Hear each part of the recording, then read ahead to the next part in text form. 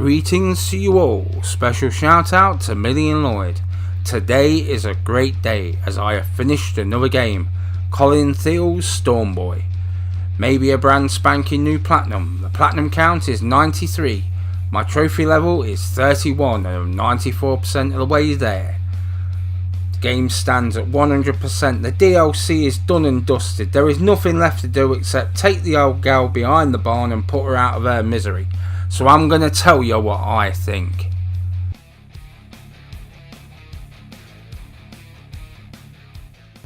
Colin Thiel's Stormboy, developed by Blowfish Studios, is an adventure game that came to the PlayStation 4 in 2018.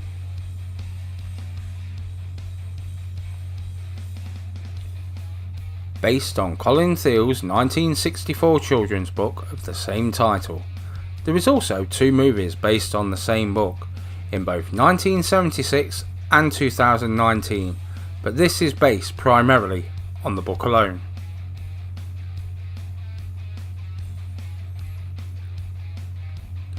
Blowfish Studios was founded in 2008 and are based in North Sydney, Australia. They have developed and published many games for iOS, consoles, PC and VR. This is a family game and I would like to applaud them for making this decision.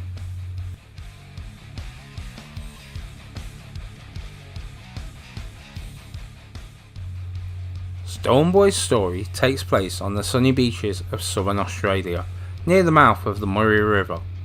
There he finds, rescues and befriends 3 orphaned pelican chicks.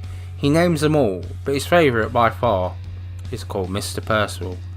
You play mainly as Stormboy, but upon occasion birds, even Mr. Percival at one point.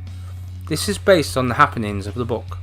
So is this Stormboy, or is this Storm in a teacup?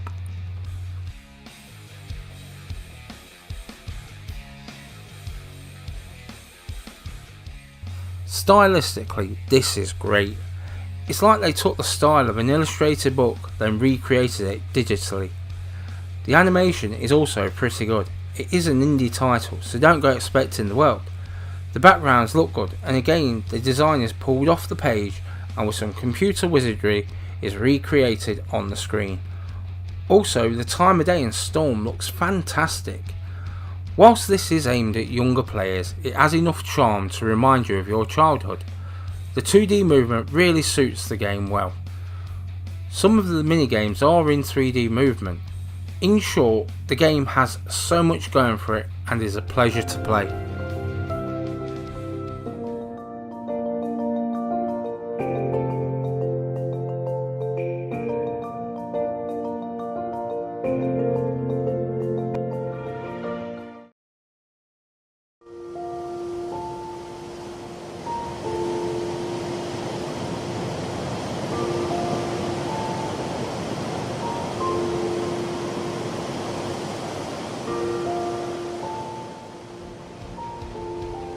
We start off with my only real quibble with the game.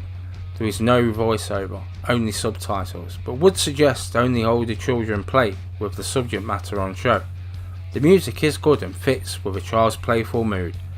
It's very upbeat, but doesn't overpower the mood nor the sounds. Because the game is short, it never becomes too repetitive.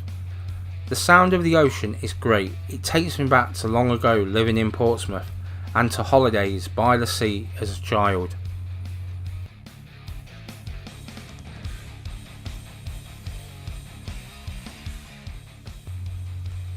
This in effect is a 2D walking simulator with many mini games. The controls are easy enough, but with the press of the square button all is revealed if you find yourself unable to work out the controls. Whilst this is not a very long game, it took me around 20 minutes to play through and 5 more minutes mopping up the trophies. It also meant that it didn't have too much padding. Some of the activities again took me back, digging in the sand, swimming in the ocean, and the wildlife. I remember it oh so well, even if it did happen some 30 to 40 years ago. Whilst this game is easy to play, I would again advise against someone too young playing this, or you may be having to explain about death and loss and what comes after. Other than that, it's a great game for kids of all ages.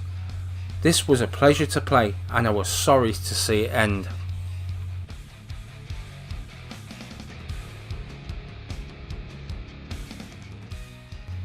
The atmosphere is pretty good. The graphics fit rather snugly for the game's material. The sound sets the mood and uplifts you until it needs to be somber. I love the game isn't padded out, so the story is told at the right pace. The background looks so good, which helps draw you in. Its sound helps with the atmosphere and certainly sounds like it should. I feel most of us can relate to bringing an animal home. Not many times did we get to keep that animal. Sometimes we had to let them go. Occasionally they will come back. Add the story and we have one charming atmosphere.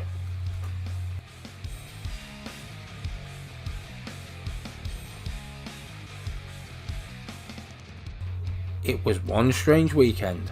I tried to review 2 games and finished them both, got every trophy for them both, but I know at some point I will play this again. They need to make more games like this. To bring books to life in this medium is amazing. It will bring these stories to a whole other generation who probably would have missed it otherwise. There is no lives, no dying. In fact, there's only one section that makes you retry if you fail. A bit where you play as Mr. Percival. So no real difficulty nor fiddly bits. This is a well put together game that only costs a £5 to go for a trip down memory lane or beaches somewhere new. Storm Boy, it most certainly is. PS, I really did enjoy this. Just know it's a passive play and not what I was expecting. I sure did not expect to be doing 2 full-on reviews this week, but I will take it nonetheless. They were both supposed to be third hour thoughts.